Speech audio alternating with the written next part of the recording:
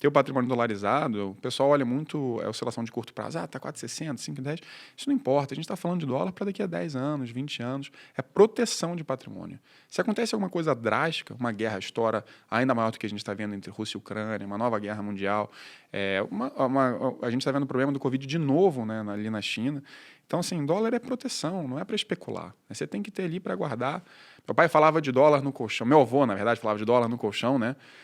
A gente acha que tem maneiras mais bem estruturadas e mais eficientes. Não que dólar no colchão seja de todo ruim também, mas a gente vê, tem título de renda fixa lá fora, né? High yield, high grade, tem uma série, inclusive private equity lá fora, que é uma coisa que a gente vê bastante no institucional. Cara, e vale lembrar que isso aí é muito acessível, cara. Um investidor, pessoa física que tem, sei lá, R$ 1.000, cara, abre conta numa corretora gringa, pega um ETF de bonds lá fora, pega um ETF de S&P, de qualquer outra coisa e, de certa forma, já está protegido. Exato. Exato. Mesmo no Brasil, né? Já tem vários veículos bastante acessíveis, né? Cara, eu não gosto muito, né? Porque é tirar o país do dinheiro, né? O Perini fala bastante do Bitcoin porque, cara, tu tá tirando o país do dinheiro. Então, ok, eu acho que é importante os BDRs dar muita acessibilidade para o pequeno investidor, mas a gente já tem o Brasil no dinheiro. Sim. Exato, você não conseguiu tirar 100% do Brasil da história, né? Não, e ainda tá meio que no mecanismo brasileiro, né? Se isso aqui vira realmente uma Venezuela, você ainda vai ter o risco de, vai parar, vai travar lá. Na real, o Brasil é muito risco, né?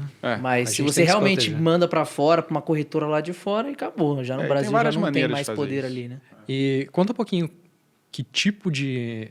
não sei se é produtos a palavra, mas o que vocês conseguem oferecer para o cliente hoje? Em questão de produto. Obviamente, a gente fala de Bolsa Brasil, vocês oferecem tudo, mas dá um overview de tudo que vocês conseguem oferecer para o cliente hoje, como consultores. Na Portfólio, gostei desse nome aí. O que vocês podem me ajudar hoje? Perfeito. Eu acho que a consultoria, né, ela engloba, e acho que essa é uma diferença importante também para as outras profissões do mercado que atuam no atendimento direto ao cliente. O consultor é o único que é um especialista de investimentos de fato. O agente autônomo ele é um preposto da corretora, ele pode te apresentar os produtos, assim como o agente de banco, mas ele não pode recomendar produtos. O especialista... A certificação que o cara precisa ter para ser consultor, essa é certificado de especialista de investimentos da Ambima. Então, o nome deixa bem claro já, né? É a primeira das certificações que você pode ter. E por você ser um especialista, né, você consegue montar uma carteira mais adequada para aquele cliente, de acordo com as necessidades de caixa dele, de objetivos de vida, aposentadoria. Então, você consegue, de fato, montar um planejamento independente da instituição financeira. Você consegue montar fazer um trabalho muito legal. Além disso, a gente oferece também planejamento, né? Então, muitas vezes você tem um cliente que ainda não tem um recurso muito grande para investir, ainda está bem no começo, ele precisa de ajuda para organizar, ou até ganha bem, né? O caso de muitas profissões que às vezes ganha, mas é super desorganizado. Médicos, né? Estamos falando de médicos, né? Sabemos. Quis deixar uma indireta aí, Não, vamos botar nome aos bois aí. Mas até o pessoal do judiciário, juiz... um promotor. Cuidado mas aí, cara. Mas isso não, porque mas eles isso ganham bem, tem uma aposentadoria garantida, então eles falam, pra que eu vou investir? Mas isso é reflexo. Isso é reflexo da educação do Brasil. Cara, mas eu porque a gente não aprende a lidar. Velho. Não, mas é todo mundo que acontece. Qual que é o reflexo da educação no Brasil? O cara que não é um engenheiro, a gente não ele aprende. Não é organizado. A gente não é só engenheiro. A gente não aprende a lidar com dinheiro, né? Desde a nossa infância. Então, o que acontece? Essas profissões, elas são muito bem pagas. O médico, obviamente, ele passa 8, 10 anos para se formar. O juiz, cara, é um tempo demais estudando e tal. Mas quando ele entra, que ele começa a ganhar dinheiro, ele ganha muito mais dinheiro do que a média. Ele não sabe muitas vezes como lidar com esse dinheiro. Então, é reflexo da educação. Por isso que eu trago esse ponto, né? Então, profissões que pagam muito bem, acaba acontecendo isso. Independente se é médico, se é engenheiro, se é advogado, né? Aí você já entra até às vezes na teoria comportamental, né? O cara passou a vida inteira gastando tudo que tinha porque ele tinha o que ele... A segurança, para sobreviver. Né? Uhum. Aí uma vez que agora ele está ganhando 20 mil, 50 mil reais... eu tenho que gastar tudo. Esse dinheiro aqui na conta aqui é para gastar, não é assim? A vida inteira foi assim. Agora a Receita Federal devia me dar um bônus, cara, porque esse profissional, ele não faz contas, né? Pensa o seguinte, ele fica tão faceiro de sonegar imposto de renda porque ele vai economizar, sei lá, talvez 27,5%. Só que esses 27,5% que ele economizou do imposto de renda, ele deixou um dinheiro frio embaixo da gaveta, perdendo para a inflação.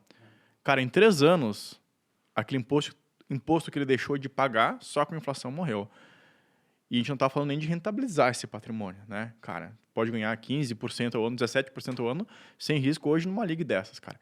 Então, basicamente, um ano, ele perdeu aquilo ali pro resto da vida, a rentabilidade de um dinheiro que vai ter que deixar escondido. Então, falta fazer conta, falta educação financeira para nossa população. Cara, o planejamento financeiro, abordar um todo do cara, como que ele vai comprar um imóvel? Às vezes a gente tem médico, engenheiro, arquiteto, que sabe até guardar o dinheiro dele, mas tem, às vezes, 20, 30 imóveis na pessoa física, em vez de abrir uma holding, porque não consultou alguém especialista. Como é que eu faço para pagar menos imposto de forma legal, né? E tem a diferença da elisão e da evasão, né? Não, perfeito. Então, assim, a gente tem, voltando só um pouquinho, um planejamento para quem ainda está, né, se ajeitando, quem precisa de uma ajuda para organizar, seja ganhando menos, ganhando bastante dinheiro. Você tem a parte de consultoria de investimentos de fato, né, que é montar uma carteira seguindo nossa filosofia de investimento para o longo prazo, adequado para cada perfil. Então, tem muita gente que fala assim, Felipe, então eu vou começar a investir com você e você vai começar a me falar as ações que eu tenho que investir. Eu sempre falo assim, calma, a ação é legal, mas ela é um pedaço de um universo gigantesco de investimentos. A gente tem dentro de renda fixa, a gente tem várias classes. Crédito estruturado, né? A gente estava falando de subordinada, júnior, sênior, crédito high grade, high yield. Aí você tem os multimercados, multimercado quant, long and short, long biased. Você tem uma série. Aí depois você tem ações, você tem private equity, você tem tudo de novo no exterior e mais, né? Então a gente fala que a gente monta uma carteira adequada justamente por ser especialista para aquele cliente, é personalizado. Então, de acordo com o apetite de risco, de acordo com a capacidade de risco. Então, às vezes a pessoa tem muito apetite ao risco, mas ele tem 80 anos. Então, não tem capacidade de risco. Ou tem 4 filhos. Capacidade e tolerância são coisas distintas. Exato, né? Exatamente.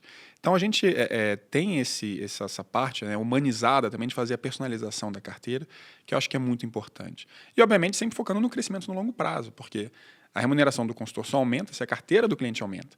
E para o cliente te demitir, é muito fácil falar, quero cancelar a consultoria. Né? Ele pode até continuar na corretora e te cancelar, não tem problema. Mas mesmo assim, nosso churn, a nossa saída de clientes é muito próxima de zero. Porque o cliente entende o valor desse trabalho de longo prazo, porque a gente trabalha muito na educação financeira dele. Né? Então, às vezes, ele já passou por essa etapa de planejamento, já passou por foradas no passado. O que a gente já pegou de carteiras de clientes que vieram insatisfeitos com outros atendimentos, coisa assim, de chegar a gente com um empréstimo de 4% ao mês para se alavancar em ações. Uma ação. Em uma ação. Corrigindo, uma ação. Emprestar o dinheiro para esse cara. Exato. Então, 4% ao mês, você está falando aí, composto vai dar perto de 60% ao ano. Então, você está partindo do princípio que pelo menos a ação que você vai investir vai crescer 60% ao ano. Coitado, eu fiquei com pena. Menos 80%, porque tem que pagar o imposto. E ainda tem que pagar o imposto, exato, porque ainda tem a questão do imposto. Não faz conta. Exato, né? Tem imposto, as taxas de transação. E eu vou te falar, não é cliente pequeno não, tá? É cliente multimilionário. Então, se essa questão do conflito até acontece... 20% da carteira dele, 20% numa ação só. E o resto da carteira estava em ações. Então, assim, a gente vê muitas vezes essa questão do conflito trazendo rentabilidades muito ruins. E eu não estou falando nem de acertar ou errar a ação, eu estou falando de fazer coisas que não tem como dar certo. Né? É diferente, poxa, o cara errou na mão. Isso é uma coisa. Né? Agora, quando a pessoa age de má fé, não tem como dar. Cara, não tem outro nome para isso a não ser má fé. Não tem. Ou totalmente desalinhado ao perfil da... Exato. Pô, esse cliente era conservador. Pô. Nem sabia que estava com empréstimo. A conta não fecha.